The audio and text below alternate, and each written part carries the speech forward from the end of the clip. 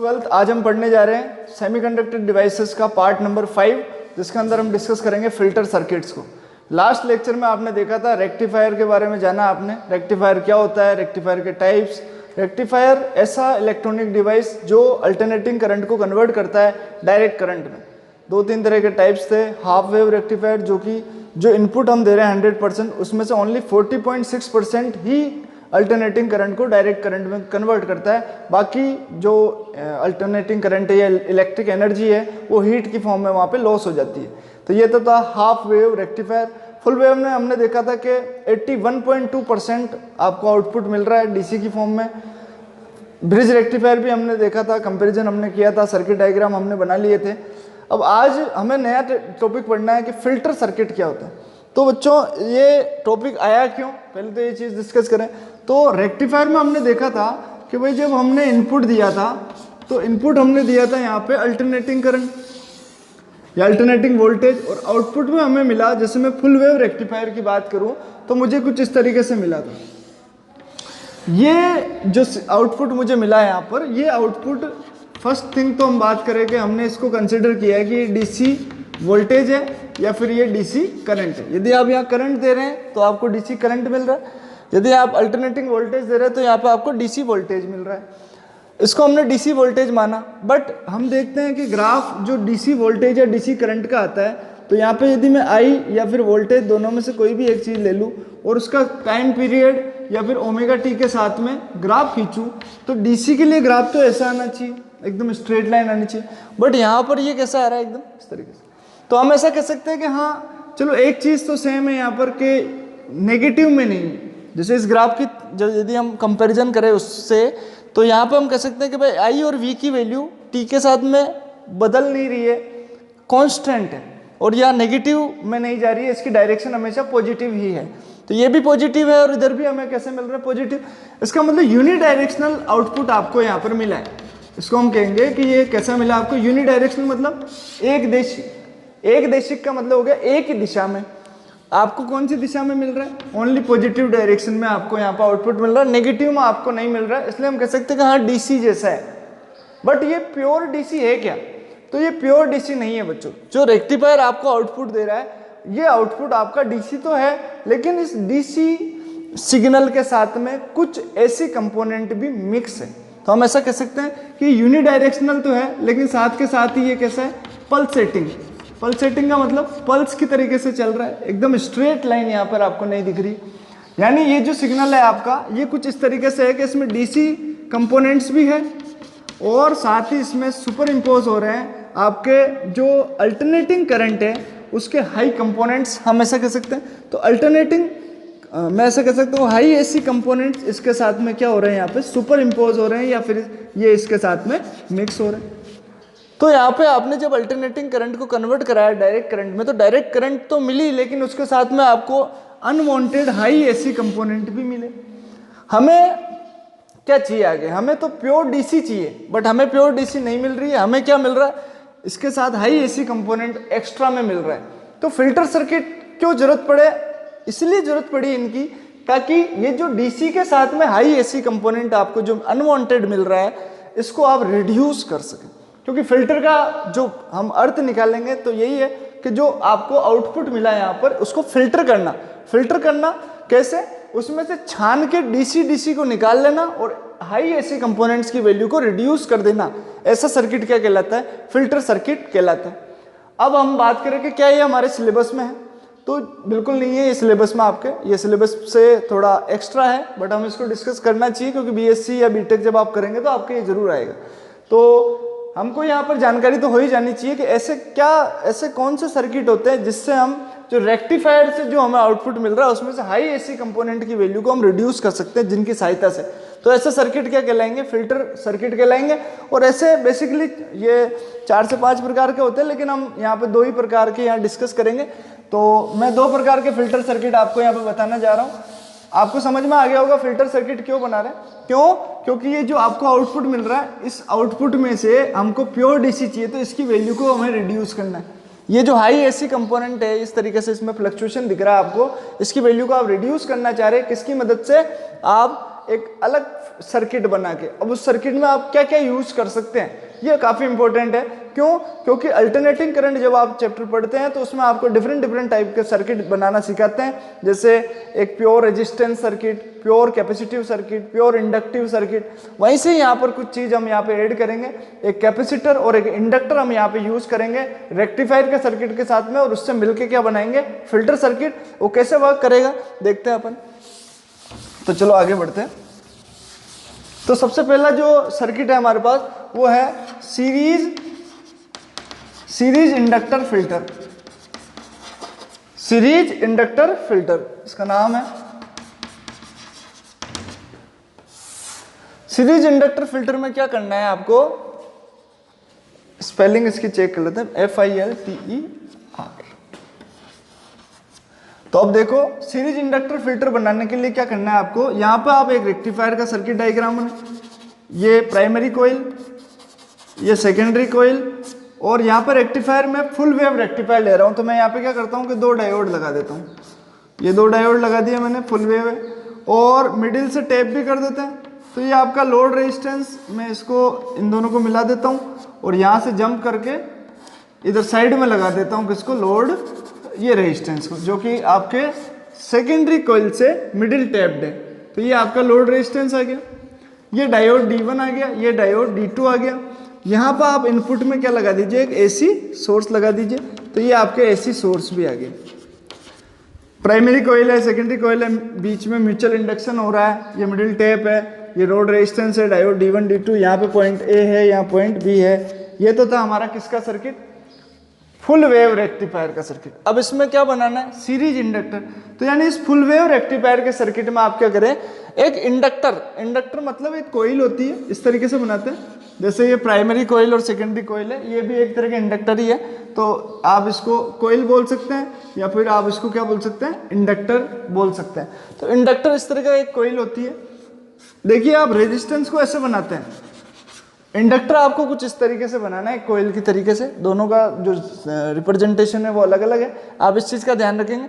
तो आपको कॉइल लगानी है, और कॉइल को लगाना क्या है, सीरीज में। तो सीरीज में हम एक कॉइल लगा देते हैं यहाँ पे, तो आपके पास में क्या बन जाएगा, ये सीरीज इंडक्टर फिल्टर। तो मैं यहाँ क्या करता हूँ, एक यहाँ पर एक लोड रेजिस्टेंस के साथ में यहाँ इसको तो मिला दो, और यहाँ पर मैं एक कॉइल लगा देता हूँ ये इस तरीके से, और इसका नाम दे देता हूँ मैं L मैं इसलिए दे रहा हूँ क्योंकि इंडक्टर को या किसी भी कॉइल को हम रिप्रेजेंट किससे करते हैं, L सिंबल से करते हैं। L यहाँ पर इसके सेल्फ इंडक्टेंस को शो करता है। सेल्फ इंडक्टेंस ये सब चीजें हम चैप्टर नंबर 6 में पढ़ते हैं, हालांकि हमने पढ़ा नहीं है, बट अभी आप याद करें कि ये इंडक्टर मैंने जोड़ा।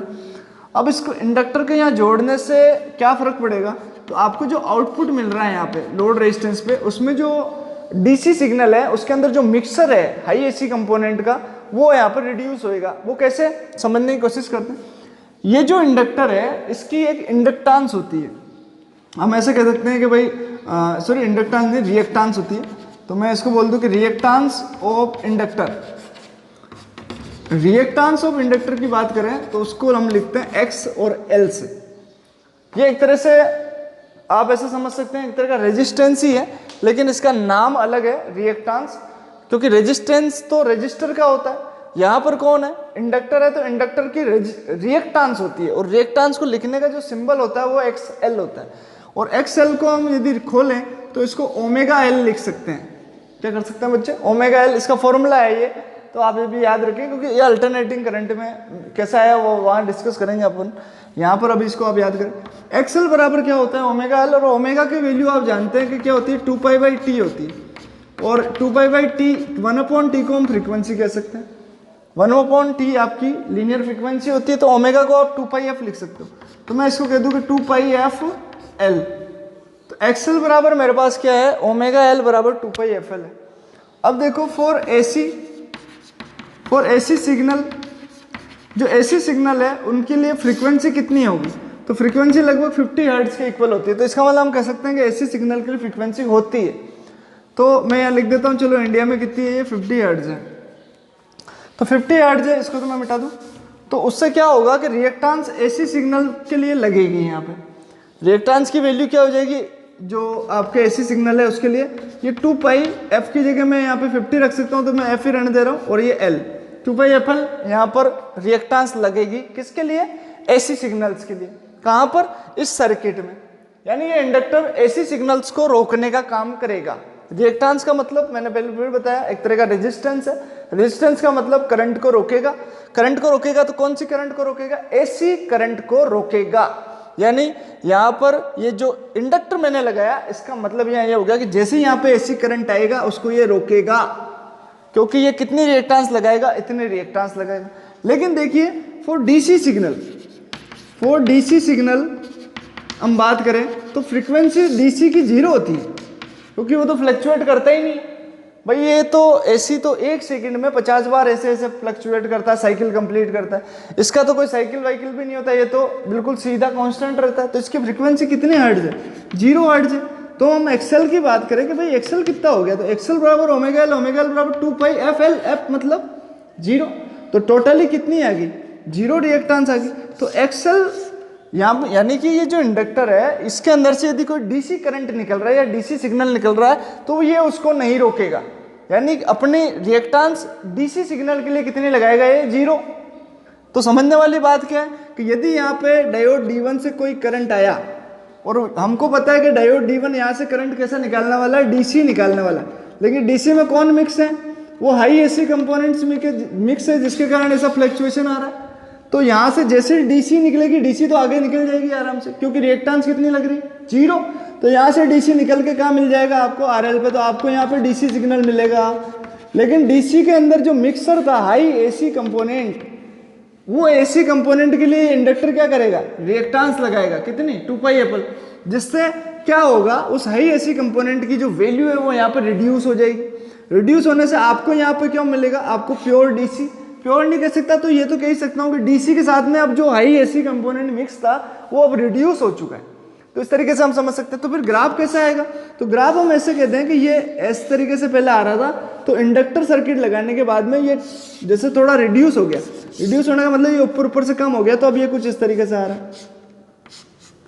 तो भाई कुछ वैल्यू तो रिड्यूस हुई है, अब और रिड्यूस करना चाहते हैं तो एक और इंडक्टर लगा दीजिए, 2 इंडक्टर लगा दो। अपने क्या है, 2 लगाने से क्या होगा, थोड़ा पहला वाला रिड्यूस करेगा एसी कंपोनेंट को, फिर दूसरा वाला थोड़ा और रिड्यूस कर देगा। डीसी को तो आर पार जाने देगा भाई, डीसी को थोड़ी ना रोकेगा। डीसी के लिए रिएक्टेंस कितनी लगाता है, 0 लगाता है। तो ये चीज़ अपन को यहाँ पे समझनी है कि फिल्टर सर्किट कैसे काम करता है। तो आसान है, इस तरीके से आप इसको समझ सकते हैं। ये आपके बहुत इंपॉर्टेंट चीज़ है, इसको आप समझे, क्योंकि ये पूरी की पूरी चीज़ अल्टरनेटिंग करंट जो 7th चैप्टर है वहाँ से आई है, और वहाँ इसका बहुतायत में यूज़ होता है। तो अभी फिलहाल आप इसको ऐसे याद कर लें। इस तरीके से ग्राफ आपका ऐसे से इस तरीके से कट के ऐसा बन जाएगा। इसका मतलब क्या हो गया, हाई एसी कंपोनेंट जो थे उसमें मिक्सचर, उसको उसने रिड्यूस कर दिया। तो ये तो था सीरीज इंडक्टर फिल्टर, आसान था। सेकंड नंबर ये आप बना सकते हैं सर्किट डायग्राम। सेकंड नंबर जो है अपना shunt capacitor filter. Shunt capacitor filter भी कह सकते हैं इसको, या फिर ऐसे कह सकते हैं कि parallel capacitor filter. Parallel capacitor filter कहते हैं तो आसान हो जाता है, पता पड़ जाता है कि अब एक कैपेसिटर का हमें यहाँ यूज करना है, जिसको कहाँ लगाना है, पैरेलल में लगाना है। बात समझ में आ रही? और शंट क्यों, तो भी बात एक ही है, पैरेलल में एक कैपेसिटर लगाना है। किसके पैरेलल में, फुल वेव रेक्टिफायर के जो सर्किट है वहां पर आप इंडक्टर जोड़ रहे हैं, तो इंडक्टर की जगह हटा के क्या करिए आप एक यहाँ पर कैपेसिटर जोड़ दीजिए। और कैपेसिटर ऐसे ही जुड़ता है बच्चों, ये रहा कैपेसिटर। अब पैरेलल किसके है, लोड रेजिस्टेंस आरएल के, तो मैंने एक सी जोड़ दिया। अब सी क्यों, क्योंकि कैपेसिटर की कैपेसिटेंस कितनी होती है, जिस प्रकार इंडक्टर की इंडक्टेंस होती है वैसे कैपेसिटर की कैपेसिटेंस होती है। कैपेसिटर की कैपेसिटेंस को सी से लिखते हैं, इंडक्टर की इंडक्टेंस को एल से लिखते हैं। ये चीज है, लगा दिया यहाँ पे डायोड के जस्ट आगे पैरेलल में एक कैपेसिटर, और लोड रेजिस्टेंस के भी देखो ये पैरेलल में। अब ये क्या काम करता है, इस चीज को हम समझ लेते हैं। तो मैं यहाँ तो मैं कह दूं कि यहाँ से जो करंट आने वाली है डायोड से निकल के, वो तो DC plus high AC component mix ही है। अब ये क्या काम करेगा यहाँ पे, उस चीज को समझना। तो सबसे पहले हम उसको समझने के लिए क्या करें कि यहाँ पर लिखते हैं रिएक्टेंस ऑफ, अब इंडक्टर क्यों आएगा, हमने क्या लगाया यहाँ पे, कैपेसिटर लगा रखा है, तो रिएक्टेंस ऑफ क्या आएगा यहाँ, कैपेसिटर। अब रिएक्टेंस ऑफ कैपेसिटर एक्सेल नहीं होगी, इसका फॉर्मूला अलग है, ये मैं मिटा दूं यहाँ पर। तो अब देखिए आप इसका फॉर्मूला है एक्स सी। अब कैपेसिटर है तो एक्स सी, और एक्स सी बराबर होता है 1/ओमेगा सी। 1/ओमेगा, उसमें था एक्सएल बराबर ओमेगा एल, यहाँ है एक्स सी बराबर 1/ओमेगा सी। तो ये 1/ओमेगा सी, और इस ओमेगा को तो अपन लिख ही सकते हैं 1/2πf, और ये सी। अब देखो एसी सिग्नल के लिए, एसी सिग्नल के लिए फ्रीक्वेंसी कितनी है 50। तो जब मैं यहाँ पे एक्स एसी के लिए एक्स सी निकालूँ तो ये आ जाएगा 1/2πfc। यानी यहाँ पर फ्रीक्वेंसी यदि 50 में लिखता हूँ तो रिएक्टेंस की वैल्यू कुछ आने वाली है। यहाँ पे मान लेते हैं कुछ वैल्यू आ जाएगी, यहाँ पे कुछ वैल्यू लिख सकते हैं अपन। अब डीसी के लिए कितनी होगी ये चीज अपन को समझना है। तो डीसी सिग्नल के लिए फ्रीक्वेंसी तो 0 हर्ट्ज होती है, पता ही हमें। एक्स सी बराबर क्या आ गया 1/2πf, और ये सी। अब मेरी बात सुनो आप, एफ को यहाँ 0 है ना ये, तो यहाँ 0 कर दो, तो 1/0 कितना होगा 1/0 इनफाइनाइट होता है। इसका मतलब ये जो आपका कैपेसिटर है ये डीसी सिग्नल के लिए कितनी रिएक्टेंस लगाता है इनफाइनाइट। मतलब कैपेसिटर कितना रेजिस्टेंस लगा रहा है डीसी करंट के लिए इनफाइनाइट। मतलब कोई भी डीसी सिग्नल इसमें से गुजर ही नहीं सकता। तो डीसी इसमें से जब गुजर ही नहीं सकता तो यहाँ से जब डायोड से डीसी आया तो डीसी तो सीधा निकल गया। क्यों सीधा निकल गया? क्योंकि इसमें तो जा नहीं सकता, क्योंकि कैपेसिटर इसके लिए कितनी रिएक्टेंस लगा रहा है इनफाइनाइट कैपेसिटेंस लगा रहा है। तो यहाँ से तो जा ही नहीं सकता, देख ही नहीं सकता, तो क्या करेगा सीधा निकल जाएगा। तो डीसी तो गया सीधा, और कहाँ मिलेगा आपको आउटपुट लोड रेजिस्टेंस पे आपको डीसी सिग्नल मिलेगा प्योर।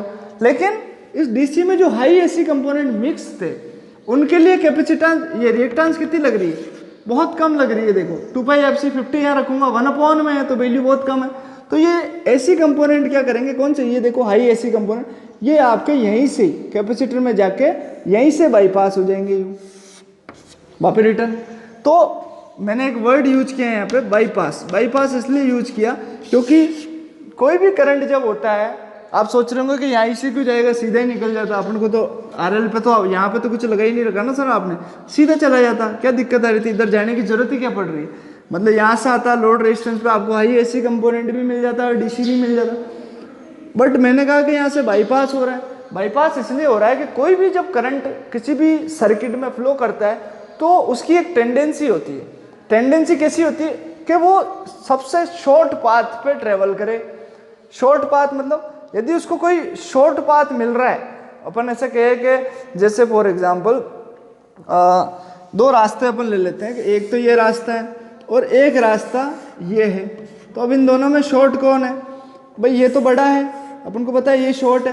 तो करंट की ये टेंडेंसी होती है हमेशा कि वो हमेशा शॉर्ट पाथ को फॉलो करता है, यानी करंट यहाँ से जाना पसंद करेगा। तो अब यहाँ पर देखो, यहाँ पर जो सिग्नल आ रहा है इसको लोड रेजिस्टेंस में आके आना यहीं पे है वापस। आपको मैं पहले बता चुका हूँ डीसी ऐसे ही तो आता है, सीधा जाके फिर लोड रेजिस्टेंस पे होके यू वापस ये इस तरीके से चलता है। तो प्योर डीसी तो यहाँ जा नहीं सकता था, तो लोड रेजिस्टेंस में मिल गया आपको आउटपुट। हाई एसी कंपोनेंट को एक छोटा पाथ यहाँ से मिल रहा है क्योंकि यहाँ से कैपेसिटर से वो पास हो सकता है। डीसी कंपोनेंट तो पास हो नहीं सकते क्योंकि डीसी सिग्नल के रिएक्टेंस तो इनफाइनाइट है, तो वो तो सीधे निकल गए। और एसी के रिएक्टेंस इनफाइनाइट थोड़ी है, तो वो तो यहाँ से शॉर्ट पाथ करके निकल सकते हैं, तो वो शॉर्ट पाथ से सीधे ही यहाँ निकल जाएंगे। तो आपको आउटपुट में कुछ नहीं मिलेगा एसी, यानी आपका हाई एसी कंपोनेंट तो यहाँ से बाईपास हो गया। तो आपको यार आरएल पे क्या मिला, आरएल पे तो आपको प्योर डीसी मिला ना। तो हमको हुआ ना यहाँ पे इस तरीके से जो आउटपुट मिल रहा था आपके रेक्टिफायर में, उसके आपने इस तरीके से वापस से आपने क्या किया, वैल्यू को रिड्यूस कर दिया। कौन सी वैल्यू को, हाई एसी जो कंपोनेंट्स थे, हाई अल्टरनेटिंग करंट के जो कंपोनेंट मिक्सचर हो रखे थे डीसी सिग्नल्स में, उनको आपने रिड्यूस कर दिया यहाँ से बाईपास करा के। तो ये 2 तरीके हैं जिसकी सहायता से अपन क्या कर सकते हैं, जो रेक्टिफायर में जो हमें आउटपुट सिग्नल मिल रहा है उसमें प्योर डीसी को अलग कर सकते हैं, और जो एसी कंपोनेंट उसमें जो मिक्स हो रखे हैं, सुपर इम्पोज हो रखे हैं, उसको आप रिड्यूस कर सकते हैं। और तरीके हैं, आप चाहे तो एक इंडक्टर भी लगा दो, यहाँ एक कैपेसिटर भी लगा दो, पहले ही एसी को रिड्यूस कर दो और फिर बाईपास करा दो, हाँ भाई। और आप चाहो तो एक कैपेसिटर यहाँ और लगा दो, पहले ही बाईपास करा दो, फिर भी यदि चला गया तो रिड्यूस करा दो, फिर भी आगे निकल गया तो बाईपास करा दो। तो इस तरीके से आप अलग अलग तरीके के फिल्टर सर्किट बना सकते हैं। तरह तरह के आप इंडक्टर और कैपेसिटर ज़्यादा से ज़्यादा यूज करके वो जो सिग्नल आपको आउटपुट में मिल रहा है उसको प्योर डीसी बना सकते हैं। तो ये तो था फिल्टर सर्किट। तो इस तरीके से आप इसको करेंगे। अब जो हमारा नेक्स्ट टॉपिक है वो है ब्रेकडाउन इन पीएन जंक्शन डायोड। तो ब्रेकडाउन कब होता है पीएन जंक्शन डायोड में? तो पहली चीज तो जब किसी पीएन जंक्शन डायोड को हम रिवर्स बायस कॉन्फ़िगरेशन में लगाते हैं। किस में लगाते हैं? रिवर्स बायस कॉन्फ़िगरेशन में। जब आप पीएन जंक्शन डायोड के पी टर्मिनल को या पी टाइप सेमीकंडक्टर को बैटरी के नेगेटिव से और पीएन जंक्शन डायोड के एन टाइप सेमीकंडक्टर को या एन टाइप वाला जो पार्ट है उसको बैटरी के पॉजिटिव से कनेक्ट करते हैं, तो उस समय जो आपका पीएन जंक्शन डायोड होता है वो रिवर्स बायस कॉन्फ़िगरेशन में कहलाता है। ऐसे रिवर्स बायस कॉन्फ़िगरेशन में आपके जो डायोड है वो ब्रेक हो सकता है, ब्रेकडाउन उसका हो सकता है। तो ब्रेकडाउन कितने प्रकार का होता है, क्या क्या कारण हो सकते हैं, यहाँ पर एक क्वेश्चन इंपॉर्टेंट बन जाता है।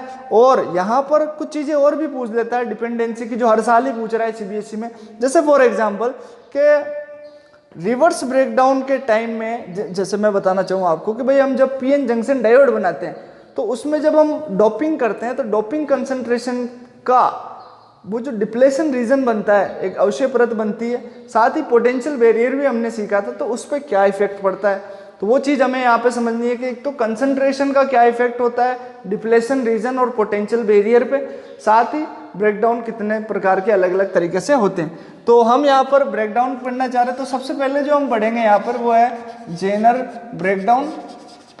जेनर ब्रेकडाउन को अपन स्टार्ट करते हैं, उसके बाद हम सेकंड नंबर पर पढ़ेंगे एवलांच ब्रेकडाउन। ये दोनों ही काफ़ी इंपॉर्टेंट है, एवलांच ब्रेकडाउन। और ये कहाँ हो रहे हैं मैं आपको एक बार याद करा दूं कि जैसे हम बना रहे हैं यहाँ पर पीएन जंक्शन डायोड का कैरेक्टरिस्टिक कर्व, तो फॉरवर्ड वाइस में तो आपको पता है इस तरीके से आता है। यहाँ पर आई होती है मिली वोल्ट में, सॉरी मिली एम्पियर में, और यहाँ पर आपके वोल्टेज होता है वोल्ट में, और इसको नी वोल्ट भी कहते हैं, 0.5 होता है और जनरली ये इसके बाद ही बढ़ती है वैल्यू। और यहाँ पर आपको इस तरीके से ग्राफ मिलता है। ये जो वोल्टेज है जिसपे एकदम से ये बढ़ गया वैल्यू करंट का, आई यहाँ पर किस में होती है माइक्रो एम्पियर में, और ये जो वोल्टेज है आपका जिस वोल्टेज पे आप इसको एकदम से बढ़ा रहे हैं यही आपका ब्रेकडाउन वोल्टेज कहलाता है। तो ये ब्रेकडाउन ऐसा क्यों हो जाता है यहाँ पे इसको समझना चाह रहे हैं। ये दो प्रकार का होता है, एक तो है कैसा जेनर ब्रेकडाउन और एक है एवलांच ब्रेकडाउन। तो ये दो टॉपिक हमारे इंपॉर्टेंट है जिसको हम यहाँ पे डिस्कस करना चाह रहे हैं ओनली इस चीज़ को यहाँ पर समझने के लिए कि ये रिवर्स बायस में जब हमने इसको जोड़ा तो वोल्टेज बढ़ाने पे एकदम ये टूट क्यों गया, इस चीज़ को हम यहाँ पे समझना चाह रहे हैं। तो स्टार्ट करते हैं इसको हम। तो जेनर ब्रेकडाउन को स्टार्ट करते हैं अपन। जेनर ब्रेकडाउन क्या होता है, ये ब्रेकडाउन अपन स्टार्ट करें उससे पहले दो नोट आप लिख लीजिए कि कंसंट्रेशन का क्या इफेक्ट पड़ता है, डोपिंग कंसंट्रेशन का डिप्लेशन रीजन और जो इलेक्ट्रिक फील्ड वहाँ पे जो बन रहा है बैरियर फील्ड या बैरियर पोटेंशियल की बात करें जो फिक्सिशन इलेक्ट्रिक फील्ड है उस पर क्या इफेक्ट पड़ता है इसका। तो नोट 1 हम लिखते हैं कि इफ डोपिंग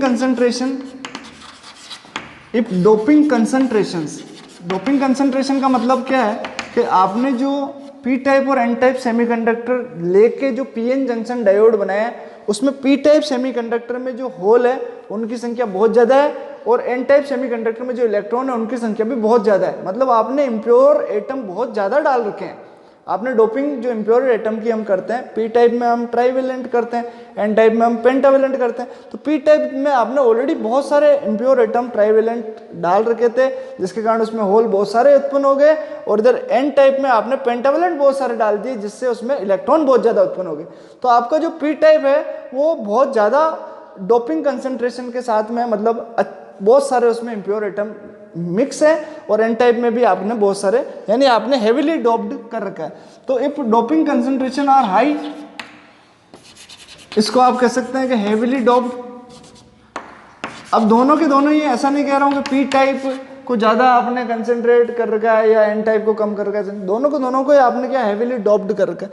तो हेवीली डोप्ड यदि आपने पी टाइप और एन टाइप को कर रखा है तो इस कंडीशन में क्या होगा कि डिप्लेशन रीजन, जो डिप्लेशन रीजन है किसी भी पीएन जंक्शन डायोड में, जो बीचों बीच का जो एरिया होता है, जो रीजन होता है जहां पर पी टाइप और एन टाइप दोनों सेपरेट हो जाते हैं, वो डिप्लेशन रीजन, उसका जो साइज होता है वो डिक्रीज हो जाता है। तो ये हम कह सकते हैं कि डिप्लेशन रीजन डिक्रीजेस, या ऐसा कह सकते हैं कि the width of the with of depletion region decreases तो कितना हो जाएगा, पहले था 10⁻⁻6 मीटर, अप्रोक्स ये 10⁻⁻7 मीटर हो जाता है। मतलब आप कह सकते हैं कि डिप्लेशन रीजन जो 10⁻⁻6 मीटर का था वो अब घट के 10⁻⁻7, या पावर ज़्यादा है इसका मतलब ये नहीं है कि बढ़ गया, ये कम हो गया है ना, इस चीज़ को ध्यान रखें। तो पहली चीज़ तो इफेक्ट किस पे आ गया कि डोपिंग कंसंट्रेशन आर हाई या हेवीली डोप्ड है तो विद डिप्लेशन रीजन की डिक्रीज हो जाएगी। दूसरी चीज़ बैरियर पोटेंशियल या बैरियर फील्ड, तो बैरियर फील्ड और बैरियर पोटेंशियल दोनों एक दूसरे, जैसे बैरियर फील्ड ज़्यादा होगा तो बैरियर पोटेंशियल भी ज़्यादा होगा, इस तरीके से आप समझ सकते हैं। तो बैरियर फील्ड इस जगह में क्या होता है, डिप्लेशन रीजन कम है तो ये इन्वर्सली है इसका एक तरह से समझ, तो बैरियर फील्ड यहाँ पर हाई हो जाता है। तो डोपिंग कंसंट्रेशन हाई है तो डिप्लेशन रीजन तो हो जाएगा डिक्रीज और आपके बैरियर फील्ड की वैल्यू हो जाएगी हाई, ये चीज़ आप ध्यान रखें। सेकेंड ए डाल दो इसको। अब बी देखो, if doping concentration are low, if doping concentrations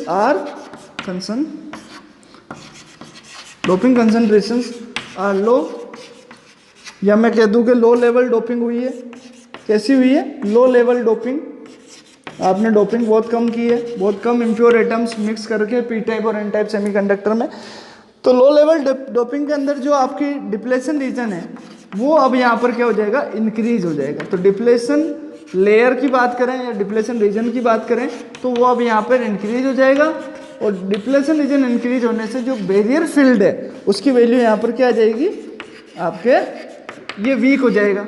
इसको हम कह सकते हैं स्ट्रॉन्ग भी कह सकते थे, हाई नहीं लिखना चाहो तो आप इसको लिख सकते हैं स्ट्रॉन्ग। बैरियर फील्ड कैसा स्ट्रॉन्ग है, और बैरियर यहाँ पर कैसा होगा, बैरियर फील्ड ये यहाँ पर आपके लो, या फिर आप ऐसे कह सकते हैं कि ये वीक हो जाएगा, यानी कमजोर पड़ जाएगा।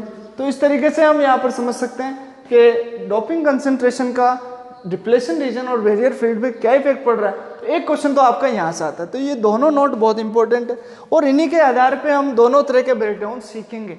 तो जो जनरल ब्रेकडाउन है इसके अंदर हम जो पी टाइप और एन टाइप सेमीकंडक्टर लेते हैं वो लेते हैं हम हेवीली डोप्ड। हेवीली डोप्ड लेने के कारण क्या होता है कि डिप्लेशन रीजन बहुत कम हो जाता है, मतलब -6 मीटर से 10⁻⁻7 मीटर हो जाता है, और इलेक्ट्रिक फील्ड जो वहाँ पर फिक्सिस इलेक्ट्रिक फील्ड यानी कि जो बैरियर फील्ड बन रहा था वो एकदम स्ट्रांग हो जाता है, जिसके कारण क्या होता है कि एक तो डिप्लेशन रीजन पतला हो गया, आपके पी टाइप और एन टाइप सेमीकंडक्टर में क्या हो रहा है। अच्छा एक चीज़ और है कि इसमें जोड़ेंगे कैसे, हम ब्रेकडाउन पढ़ रहे हैं, मैं फिर बता दूं अपन रिवर्स बाइस में जोड़ रहे हैं। तो देखो डायग्राम बना के समझ ले तो ज़्यादा बेटर है। तो ये तो आपको समझ में आ गया कौन से में क्या क्या हो रहा है।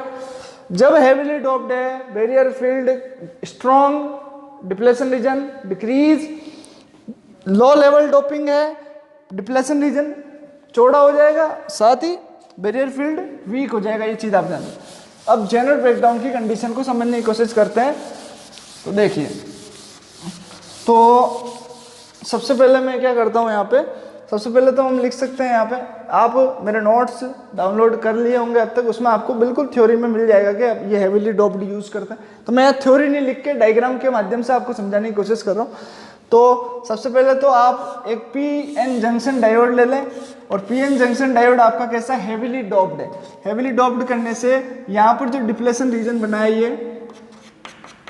ये मैं इस तरीके से बना दूँ, ये माइनस प्लस अभी मैं कुछ नहीं लगा रहा हूँ, होल वोल कुछ नहीं बता रहा हूँ, ये मैंने ले लिया P प्लस और ये ले लिया N प्लस, और अभी मैंने किसी बैटरी से कनेक्ट नहीं कर रखा है, तो ये अनबायस्ड कंडीशन में है, विदाउट बाइसिंग। अभी मैंने इसको बैटरी से कनेक्ट नहीं किया, तो ये बिल्कुल अनबायस्ड कंडीशन है इसकी। तो unbiased P plus N plus junction diode, और ये P प्लस और N प्लस किसको बता रहे हैं बच्चों, ये बता रहे हैं आपके heavily doped P-N junction diode को बता रहा है। अब P प्लस है, इसका मतलब इसमें होल बहुत सारे हैं, इसमें इलेक्ट्रॉन्स बहुत ज़्यादा है, ये चीज़। और डिप्लेशन रीजन यहाँ पे क्या हो गई है, विद अभी यहाँ पे कम हो गई है, और कितनी है, 10⁻⁻7 मीटर है, कोई दिक्कत नहीं। ऐसी कंडीशन में अब यदि हम इसको बायस करें, ये तो है फिगर 1, जब ये आपने अनबायस कर रखा है। सेकेंड कंडीशन आप ले लें कि अब बायस कर दीजिए आप। तो बायस करने के लिए क्या करना पड़ेगा, हमें पी-एन जंक्शन डायोड को बैटरी से जोड़ना पड़ेगा। तो जैसे ही मैंने बैटरी के जोड़ा इसको, तो P प्लस को तो मैंने जोड़ा बैटरी के नेगेटिव से, और इधर इसको मैंने जोड़ दिया बैटरी के पॉजिटिव से, ये N प्लस। देखो N को मैंने जोड़ा पॉजिटिव से, P को जोड़ा नेगेटिव से, इसका मतलब कौन सी कंडीशन में आ गया है? रिवर्स में आ गया है। ये तो क्लियर है ना एकदम कि रिवर्स बायस कब बनता है? तो रिवर्स बायस में मैंने इसको जोड़ा, जैसे रिवर्स में जोड़ूंगा डिप्लेशन रीजन और पतला हो जाएगा। यही तो इसकी इंपॉर्टेंस है। पहले डिप्लेशन रीजन ऑलरेडी नैरो था, अब आपने रिवर्स में जोड़ने के बावजूद फिर ये और स्मॉल हो गया। ऐसा क्यों हुआ? क्योंकि हेविली डोप्ड थे। नॉर्मली जब मैंने पीएन जंक्शन डायोड जब आपको पढ़ाया, तब मैंने जब रिवर्स में जोड़ा तो मैंने बोला कि डिप्लेशन रीजन चौड़ा हो जाता है और बैरियर फील्ड कम हो जाता है उस समय। ये चीज़ हमने बात कर ली है पहले, लेकिन यहाँ कंडीशन अलग है। वहाँ पी और एन जो जंक्शन, पी और एन टाइप के जो सेमीकंडक्टर हमने लिए थे वो हेविली डोप्ड नहीं थे, ना ही वो लो लेवल डोप्ड थे, वो नॉर्मल थे। नॉर्मल में क्या काम हो रहा है कि भाई जैसे आप रिवर्स में जोड़ोगे ये थोड़ा सा चौड़ा हो जाता है और इसके अंदर जो होल थे वो उधर की तरफ खिसक जाते हैं क्योंकि माइनस उसको अट्रैक्ट करता है, और इसके जो इलेक्ट्रॉन थे वो कहाँ आ जाते हैं? इस प्लस की तरफ आ जाते हैं। यानी जो मेजॉरिटी चार्ज कैरियर था वो इस तरीके से निकलने की कोशिश करता है, और जब ऐसे निकलते हैं तो हम कहते हैं कि डिप्लेशन रीजन चौड़ा हो गया और अब इसको कोई भी पार नहीं कर रहा। मेजॉरिटी चार्ज कैरियर कोई भी इसको पार नहीं कर रहा क्योंकि होल तो उधर जा रहा है, इलेक्ट्रॉन उधर जा रहा है, आर पार थोड़ी हो रहे हैं। बट इसमें कुछ माइनॉरिटी चार्ज कैरियर भी होते हैं इलेक्ट्रॉन, इसमें कुछ माइनॉरिटी चार्ज कैरियर होल भी होते हैं, वो पार कर जाते हैं और उसी माइनॉरिटी चार्ज कैरियर के कारण इलेक्ट्रिक करंट जो माइक्रो एम्पियर में हमें मिलती है वो रिवर्स बायस में हम देखते हैं, और ये ग्राफ में हम माइक्रो एम्पियर बता ही रहे हैं। वो किसके कारण आ रही है? वो माइनॉरिटी चार्ज कैरियर के कारण आ रही है। वो एक कंडीशन है नॉर्मल पीएन जंक्शन डायोड के लिए। या नॉर्मल नहीं है, यहाँ कैसा है? हेविली डोप्ड है। हेविली डोप्ड में क्या हो रहा है? डिप्लेशन रीजन ऑलरेडी नैरो था और अब जैसे ही आपने बाइसिंग करी, आपने क्या किया? बाइसिंग कर दी। बाइसिंग कैसे करी आपने? रिवर्स बाइसिंग कर दी। आपने N प्लस को जोड़ा पॉजिटिव से, P प्लस को जोड़ा नेगेटिव, तो इससे डिप्लेशन रीजन चौड़ा होने के बजाय और क्या हो गया? और कम हो गया। ऐसा क्यों हुआ? इसका रीजन समझते हैं कि जैसे हमने बाइसिंग करी, कुछ वोल्टेज यहाँ से दिया, मैं कहता हूँ V बराबर मैंने 4 वोल्ट, बहुत ही छोटा सा वोल्टेज मैंने यहाँ पे दिया, V बराबर 4 वोल्ट। तो इससे इलेक्ट्रिक फील्ड कितना बड़ा देखो, क्योंकि मैंने कहा है कि डोपिंग कैसी है? हाई है, हाई लेवल डोपिंग है। डोपिंग कैसे कर रहे हैं आप? High level doping. High level doping condition क्या है? डिप्लेशन रीजन छोटा, स्ट्रॉन्ग इलेक्ट्रिक फील्ड या स्ट्रॉन्ग बैरियर फील्ड, कंडीशन आपको याद रखनी है। तो V बराबर 4 वोल्ट यदि मैं लेता हूँ तो इलेक्ट्रिक फील्ड मेरे पास यहाँ पर कितना स्ट्रॉन्ग आ रहा है वो चीज़ हम इमेजिन करें यहाँ। तो V बराबर 4 वोल्ट और D मुझे पता है कि कितनी है? -7। तो मुझे पता है 4 × 10⁻⁷ वोल्ट पर मीटर का इलेक्ट्रिक फील्ड जनरेट हो रहा है यहाँ पे, जो कि बहुत बड़ा, बहुत हाई इलेक्ट्रिक फील्ड है, बहुत स्ट्रॉन्ग इलेक्ट्रिक फील्ड है, जो कि क्या करेगा? मजबूर कर देगा यहाँ से, यानी इस डिप्लेशन रीजन की वैल्यू को इसको सिकोड़ देगा, इसको और पतला कर देगा। इस चीज़ को हम यहाँ से समझ सकते हैं। तो डिप्लेशन रीजन आपका यहाँ पे क्या हो गया? और वीक हो गया, और इसके होने से क्या होगा? और ये जो आपका इलेक्ट्रिक फील्ड लग रहा है ये क्या करेगा? यहाँ से ये जो P टाइप है इसमें कौन है? होल, और इसमें कुछ इलेक्ट्रॉन्स भी हैं। इस इलेक्ट्रॉन को क्या करेगा? यहाँ से डिप्लेशन रीजन के अंदर से ही कहाँ भेजेगा? एन टाइप सेमीकंडक्टर की तरफ भेजेगा। जैसे एक इलेक्ट्रॉन इधर जाएगा, अब ये इलेक्ट्रॉन कौन सा है ये चीज़ हमें समझनी है। तो ये माइनॉरिटी वाला ही है, माइनॉरिटी वाले ही होंगे P टाइप में। तो जैसे इलेक्ट्रॉन उधर जाएगा यहाँ पे एक होल बनेगा, और जैसे ही उधर जाएगा तो इसका मतलब ये हो गया कि यहाँ पर जो इनके बीच में जो एनर्जी गैप आ रहा था जिसके कारण ये इस डिप्लेशन रीजन को पार नहीं कर पा रहे थे, तो डिप्लेशन रीजन को यहाँ पे पार किस कारण से कर पाएंगे? ये हाई इलेक्ट्रिक फील्ड के कारण। और हम कह सकते हैं कि इस P टाइप सेमीकंडक्टर से N टाइप सेमीकंडक्टर की तरफ इलेक्ट्रॉन की टनलिंग स्टार्ट हो जाएगी। टनलिंग एक वर्ड मैंने यहाँ पे यूज किया। टनलिंग क्यों यूज लिया? क्योंकि टनलिंग का मतलब होता है सुरंगन। तो हम इसको एक दूसरे चित्र से समझने की कोशिश करते हैं। दूसरा डायग्राम मैं बनाता हूँ, यहाँ थोड़ा सा कॉम्प्लिकेट हो रहा है। इस डायग्राम से तो हमको यही समझ में आ रहा है कि एक हाई इलेक्ट्रिक फील्ड यहाँ जनरेट हो गया। और अब यहाँ पे देखिए तो मैं बात करूँ कि जब मैंने बाइस नहीं किया था तब मेरे कुछ इस तरीके से था, ये एनर्जी जो डायग्राम था कुछ ऐसा था अनबायस कंडीशन में। मैं इसको नाम दे देता हूँ, ये 1 है फिगर, ये figure 2, biased PN junction diode या P plus N plus junction diode. यहाँ पर मैं वापस बात कर रहा हूँ 3rd फिगर, एनर्जी इसको मैं कह दूँ कि ये है EV, ये कह दूँ EC, इन दोनों के बीच में कुछ गैप है एनर्जी का, ये है डेल्टा EG। मैं सेपरेट कर दूँ, ये है P प्लस साइड और ये कर दूं मैं N+ साइड। P+ साइड में अभी 2 होल है यहाँ पर मैं बात कर रहा हूँ। और ये कौन सी कंडीशन है? अनबायस्ड, यानी इस वाली कंडीशन के लिए एनर्जी डायग्राम मैंने यहाँ बनाया जिसमें आपको 2 एनर्जी बैंड दिखा रखे हैं, EV और EC। अनबायस्ड जब आपका P+ और N+ कैसा है? अनबायस्ड है, तब की बात है। लेकिन जैसे ही अपन ने बायस करा, कुछ वोल्टेज दिया लगभग 4 वोल्ट का, जिसके कारण क्या हुआ? हाई इलेक्ट्रिक फील्ड जनरेट हुआ। तो उससे होगा क्या कि एक तो डिप्लेशन रीजन आपका मॉडिफाई हो जाएगा, पतला हो जाएगा, और साथ ही आपके मैं ऐसा कहूँ कि यहाँ पर ये जो एनर्जी गैप है, ये डेल्टा Ag यानी EC और EV के बीच में जो एनर्जी गैप है, ये भी मॉडिफाई होगा। और ये कैसे मॉडिफाई होगा, इस चीज को समझे ऐसे, यानी जो पहले डेल्टा Ag था वो अब थोड़ा सा कम हो जाएगा, यानी आपका गैप यहाँ पर कम हो गया। गैप कम होने से क्या हुआ? ये EV है और ये कौन है? EC। ये P साइड है और ये कौन है? N+ है, इसमें कोई अंतर नहीं। यहां से 2 होल तो थी, एक इलेक्ट्रॉन यहां से क्या करा? उधर चला गया, जिससे यहाँ पे क्या बन जाएगा? एक होल एक्स्ट्रा बन जाएगा। ये इलेक्ट्रॉन यहां से कहाँ गया? P साइड से N साइड में गया। किसके थ्रू? डिप्लेशन रीजन के थ्रू। तो हम कहेंगे कि इलेक्ट्रॉन यहाँ पे क्या कर रहा है? टनल, मतलब एक सुरंग बना के, जो आपकी डिप्लेशन रीजन है उसमें एक सुरंग बना के कहाँ से कहाँ चला जाएगा? P साइड से N साइड की तरफ चला जाएगा। और ऐसे एक नहीं जाएगा, ऐसे बहुत सारे इलेक्ट्रॉन इधर की तरफ होल बन जाएंगे और इधर से इलेक्ट्रॉन उस डिप्लेशन रीजन में से ही छेद कर करके कहाँ जाने लग जाएंगे? N साइड में। जिससे क्या होगा कि N साइड में इलेक्ट्रॉनों की संख्या बढ़ जाएगी और इधर P साइड में किसकी संख्या बढ़ जाएगी? होल्स की संख्या बढ़ जाएगी।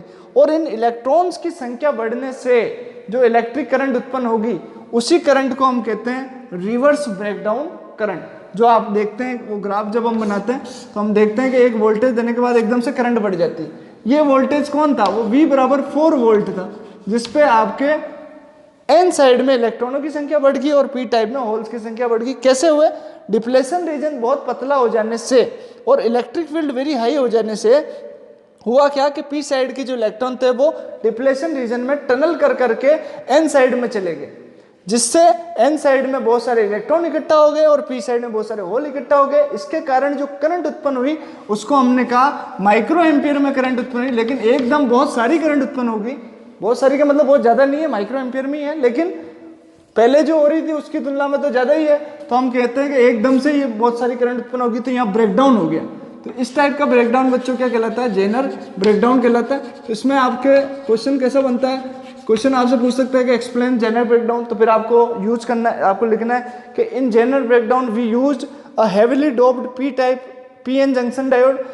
हेवीली डोप्ड लाइन लिख दें, फिर आप 2 डायग्राम बनाएं, अनबायस्ड और बायस्ड। अनबायस्ड में डिप्लेशन रीजन थोड़ा सा 10⁻⁻7 मीटर बताएं, फिर आप इसमें और पतला बता दें, यानी कि जो 10⁻⁻7 जो पहले से नैरो हो गया था वो और नैरो हो जाएगा। किस कंडीशन में? जब आप इसको बायस्ड कर देंगे। तो मॉडिफाई कौन हो रहा है? Depletion region. साथ ही ये 2 डायग्राम बना के भी बताएं कि एनर्जी बैंड भी यहाँ पर मॉडिफाई हो रहे हैं, और जिसके कारण ये जो हाई इलेक्ट्रिक फील्ड जनरेट हुआ है वो इलेक्ट्रॉन को P साइड से N साइड की तरफ टनल करने के लिए फोर्स कर रहा है। जैसे इलेक्ट्रॉन्स कहाँ जा रहे हैं? N साइड में, और number of electrons N side में बढ़ने से और P साइड में होल्स बढ़ने से, क्योंकि इलेक्ट्रॉन जाएगा तो होल तो बनेंगे यहाँ पे, तो इसके कारण एक लार्ज अमाउंट में इलेक्ट्रॉन्स हमारे पास उत्पन्न हो गए हैं, जिससे एकदम से हमें करंट बढ़ता हुआ माइक्रो एम्पियर में दिख रहा है। और इस वोल्टेज को तो हम कहेंगे जेनर वोल्टेज, इस करंट को हम कहेंगे रिवर्स ब्रेकडाउन करंट, और ये जो इफेक्ट है आपका ये कहलाएगा जेनर ब्रेकडाउन। तो इस तरीके से आप समझ सकते हैं इस चीज को। तो एक तो ग्राफ पूछता है, ग्राफ बनाना है जेनर ब्रेकडाउन का। कंडीशन पूछे तो 4 डायग्राम है, ये वैल्यू बता दें और 2-3 लाइन आप लिखेंगे वहां पे तो आपका काम हो जाएगा। उसके बाद नेक्स्ट ब्रेकडाउन है। हाँ, एक इंपॉर्टेंट चीज आपको यहाँ पे ध्यान रखनी है कि जेनर ब्रेकडाउन में आपका जो PN जंक्शन डायोड है वो खराब नहीं होता है। जो PN जंक्शन डायोड में जो डिप्लेशन रीजन है वो बहुत नैरो हो जाने के कारण करंट बढ़ गई है, बट यहाँ पर PN जंक्शन डायोड खराब नहीं हुआ है। बट अब जो नेक्स्ट टाइम हम पढ़ने वाले हैं एवलांच ब्रेकडाउन, इसमें आपका PN जंक्शन डायोड क्षतिग्रस्त या खराब हो जाने की संभावना रहती है। तो देखते हैं इसमें एवलांच ब्रेकडाउन। एवलांच ब्रेकडाउन में क्या होता है आप देखिए, तो सबसे पहली बात तो हम इसमें क्या समझे कि we used low level doping, we use low level doped PN junction diode, low level doped PN junction diode हम यहाँ पर काम में लेते हैं। तो पीएन जंक्शन डायोड आप कैसा ले रहे हैं, लो लेवल डोप्ड। तो लो लेवल डोप्ड में आपको फिर ध्यान रखना है कंसंट्रेशन यहाँ पे कैसी डोपिंग की, स्मॉल, डिप्लेशन रीजन क्या हो जाएगा लार्ज, और इलेक्ट्रिक फील्ड या जो पोटेंशियल बैरियर पोटेंशियल है या बैरियर फील्ड है वो वीक हो जाएगा यहाँ इस कंडीशन में। तो हम यहाँ पे ऐसा कह सकते हैं कि in this case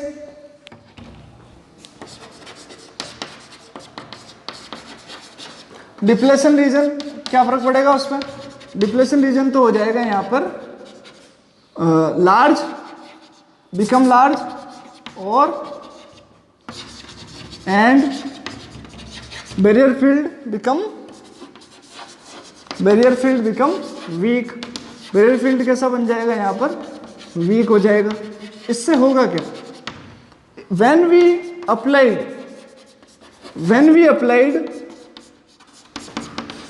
a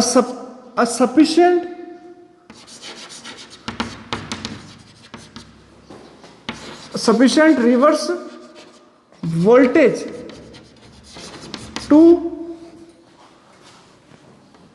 diode, then इस चीज को अपन को डिस्कस करना है कि भाई हमने जब लिया पीएन जंक्शन डायोड को तो देन अब यह इफेक्ट क्या है उसको समझना है। तो देखो हमने सबसे पहले इसमें कैसा पीएन जंक्शन डायोड लिया, एक तो लिया हमने P माइनस और यहाँ पे भी क्या लिया N माइनस। P माइनस यहाँ किसको बता रहा है, लो लेवल डोपिंग को। N माइनस भी बता रहा है कि यहाँ पे जो पेंटावेलेंट इम्प्योरिटी थी उसकी डोपिंग आपने कम करी है, जिससे हुआ क्या है कि डिप्लेशन रीजन यहाँ पर थोड़ा सा चौड़ा हो गया, अमूमन जितना होता है उससे थोड़ा बड़ा बन गया है। और इलेक्ट्रिक फील्ड भी यहाँ पर अभी लगेगा, इलेक्ट्रिक फील्ड अभी तो नहीं बना है, अभी ये इलेक्ट्रिक फील्ड अब बनेगा। तो अभी हमने देखा ये अनबाइज्ड पीएन जंक्शन डायोड जिसमें कुछ इस तरीके से डिप्लेशन रीजन चौड़ा हो चुका है। यहाँ इलेक्ट्रिक फील्ड तो बन ही जाएगा ना, यहाँ पे ये वो जो अक्यूमुलेट हो जाएंगे आपके इमोबाइल्स आयन, जिसके कारण यहाँ पे एक फिक्सित इलेक्ट्रिक फील्ड जनरेट होगा जो कि कैसा होगा, वीक होगा यहाँ पे। अब यहाँ पे आप रिवर्स बाइस में इसको जोड़ें, रिवर्स बाइस में क्या करें, पी को तो जोड़ दें माइनस से और एन को किससे जोड़ दें आप, प्लस से। ये होगी आपकी रिवर्स बाइस है। ये करंट की डायरेक्शन बता दें आप इस तरीके से, प्लस से माइनस।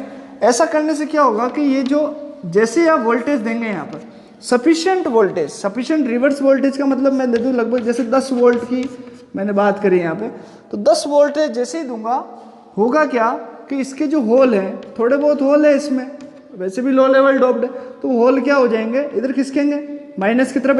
भाई होल पॉजिटिव होते हैं ना, तो माइनस की तरफ अट्रैक्ट होंगे। साथ ही इसके जो इलेक्ट्रॉन्स हैं वो किधर जाएंगे, आपके पॉजिटिव की तरफ। तो ये तो इस तरीके से खिसकेंगे, ये होल्स को मैं इधर बता दूं। तो होगा क्या, डिप्लेशन रीजन थोड़ा सा और चौड़ा हो जाएगा। फिर आप थोड़ा और वोल्टेज दो, थोड़ा और चौड़ा हो जाएगा, थोड़ा और चौड़ा। ऐसा करते करते जब 10 वोल्ट दे देंगे तो ये आपका जो डिप्लेशन रीजन है टूट जाएगा। टूटने का मतलब ये है कि जो कोवेलेंट, जो सहसंयोजक बंध है, जिससे ये कोवेलेंट बॉन्ड यानी सहसंयोजक बंध, जिस सहसंयोजक या कोवेलेंट बॉन्ड से ये पी टाइप और एन टाइप के होल और इलेक्ट्रॉन आपस में जुड़े हुए थे, या इलेक्ट्रॉन या होल आपस में जिस बॉन्ड से जुड़े हुए थे, वो बॉन्ड अब यहाँ पर क्या हुआ, आपने इतना वोल्टेज देने के बाद टूट गया। कैसे टूटा कि जैसे आपने इलेक्ट्रिक एनर्जी की फॉर्म में आपने वोल्टेज बढ़ाया, इलेक्ट्रिक एनर्जी इन होल्स और इलेक्ट्रॉन्स को मिली।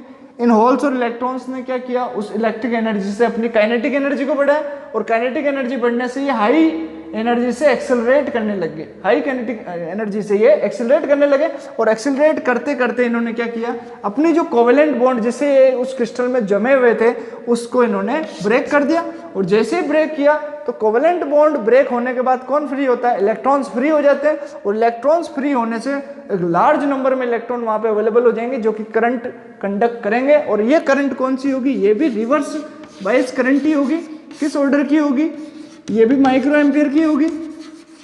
लेकिन इसमें और उसमें अंतर क्या है कि इस समय आपका जो जंक्शन डायोड है उसमें कोवेलेंट बॉन्ड टूटने के कारण ब्रेक हो गया है पूरा का पूरा जंक्शन डायोड, जबकि जेनर डायोड में क्या हुआ था, हेवीली डोप्ड होने के कारण टनलिंग हुई थी। टनलिंग के कारण इलेक्ट्रॉन्स वहां बहुत सारे हो गए थे, यहाँ पर कोवेलेंट बॉन्ड टूटने के कारण नंबर ऑफ इलेक्ट्रॉन मिले हैं। तो कोवेलेंट बॉन्ड टूटने का मतलब हो गया आपका जंक्शन डायोड वहां क्षतिग्रस्त हो चुका है और आपको एक हाई करंट यहाँ पर माइक्रो एम्पियर में एकदम से करंट मिलेगी और इसका मतलब है कि आपका अब जंक्शन डायोड खत्म, अब नया डायोड आप लगा लीजिए। यानी आप इसका यूज कैसे करेंगे, V बराबर 10, यानी आपको ध्यान रखना है कि एवलांच ब्रेकडाउन वोल्टेज, एवलांच क्यों कहा, क्योंकि ऐसा वोल्टेज जिस पर आपका जो जंक्शन डायोड है वो खराब हो सकता है, तो आपको ध्यान रखना है कि कितने पे खराब हो सकता है, उससे कम का ही देना है वोल्टेज। रिवर्स में आपको क्या करना है, उससे कम का ही देना है, यानी 10 पे खराब हो जाता है तो आपको 10 से कम रखना है। जबकि जेनर जो हेवीली डोप्ड है उसमें ऐसा करने की कोई जरूरत नहीं, उसमें 4 वोल्ट का आप दो तो भी आपको करंट मिल जाएगी ज्यादा, लेकिन आपका डायोड खराब नहीं हो रहा है क्योंकि उसमें तो टनलिंग हो रही है, टनलिंग होने से इलेक्ट्रॉन बढ़ रहे हैं। लेकिन यहाँ कोवेलेंट बॉन्ड से टूटने से, कोवेलेंट बॉन्ड के ब्रेक होने से यहाँ पे इलेक्ट्रॉन इकट्ठा हो रहा है जिससे रिवर्स बायस करंट, तो इसका यूज तो हम करते हैं कि भाई कहाँ तक वैल्यू 10 वोल्ट पे टूट सकता है तो उससे कम कम की वैल्यू पे ही हम रीडिंग लेते हैं। जबकि जो एक्सपेरिमेंट हम करते हैं आपकी लेबोरेटरी में, वहाँ पर हम हेविली डोप्ड डी यूज करते हैं ताकि आपके जो पीएन जंक्शन डायोड है वो ब्रेक ना हो। फिर भी आप जरूरत से ज़्यादा उसमें ना करें छेड़खानी, जब भी आप प्रैक्टिकल करें तो खराब तो हो ही सकता है क्योंकि आजकल सब चीज़ें लोकल होती है, को भी जो स्टैंडर्ड टाइप की चीज़ अवेलेबल नहीं है। तो इस तरीके से आप करेंगे प्रैक्टिकल भी। तो ये था आपके सामने एवलांच ब्रेकडाउन। इसके पीछे रीज़न क्या है, जब आप सफिशिएंट वोल्टेज देते हैं तो काइनेटिक एनर्जी बढ़ती है, काइनेटिक एनर्जी बढ़ने से इलेक्ट्रॉन हाई एनर्जी से एक्सेलरेट करते हैं, एक्सेलरेट करने से कोवेलेंट बॉन्ड टूटते हैं, कोवेलेंट बॉन्ड टूटने से लार्ज नंबर ऑफ इलेक्ट्रॉन इकट्ठा हो जाते हैं, उससे reverse bias current micro ampere में प्रोड्यूस होता है, उस समय आपका जंक्शन डायोड टूट जाता है। ये कहलाता है एवलांच ब्रेकडाउन। और इसमें भी ग्राफ कैसा आएगा, इसी तरह का ग्राफ आएगा, यहाँ लिखेंगे आई माइक्रो एम्पियर में, यहाँ लिखेंगे आप वोल्टेज, और जेनर डायोड में भी ऐसा ही आएगा, लेकिन वो वोल्टेज कहलाएगा जेनर वोल्टेज, ये कहलाएगा एवलांच ब्रेकडाउन वोल्टेज। करंट यहाँ पे जो बढ़ी है एवलांच ब्रेकडाउन करंट कहलाएगी, वहाँ कहलाएगी जेनर ब्रेकडाउन करंट। और ये बीच में ये जो है ना, ये थोड़ी सी, इसको तो इसका नाम तो याद कर ही लो, इसका नाम है रिवर्स सैचुरेशन करंट। ये सैचुरेट करंट है, ये बदलती नहीं है, तो रिवर्स सैचुरेशन करंट इसको आप याद कर लेना। और ये फिनोमिना पूरा क्या कहलाता है, ब्रेकडाउन। 2 तरह के हैं, जेनरल ब्रेकडाउन और एवलांच ब्रेकडाउन। एक क्वेश्चन पहले भी पूछा गया था कि वो कौन सा पीएन जंक्शन डायोड है जिसमें एवलांच करंट फ्लो होती है, या वो कौन सा कन्फिग्रेशन होता है पीएन जंक्शन डायोड का जिसके अंदर एवलांच करंट फ्लो होती है। तो रिवर्स बायस कन्फिग्रेशन। बच्चे कंफ्यूज हो जाते हैं कि करंट तो फ्लो होती है फॉरवर्ड बायस में, रिवर्स बायस में तो करंट फ्लो होती नहीं है। अब ये नई करंट पूछी थी कि कोई एवलांस, लेकिन करंट तो फ्लो किस में होगी, फॉरवर्ड में ही होगी। तो आंसर दिखते हैं कि फॉरवर्ड बायस कन्फिग्रेशन में एवलांस करंट फ्लो होती है, लेकिन ऐसा नहीं है। एवलांस करंट फ्लो किस में हो रही है, रिवर्स बायस कन्फिग्रेशन में हो रही है। कब हो रही है, जब एवलांच ब्रेकडाउन हो रहा है। तो आपको ध्यान रखना है इस क्वेश्चन का भी। इस तरीके से ये आपके ब्रेकडाउन खत्म। नेक्स्ट टॉपिक में हम पढ़ेंगे ऑप्टो इलेक्ट्रॉनिक जो डिवाइसेस है, photodiode, LED, solar cell, इनको डिस्कस करेंगे हम। तब तक के लिए all the best, bye bye, thank you.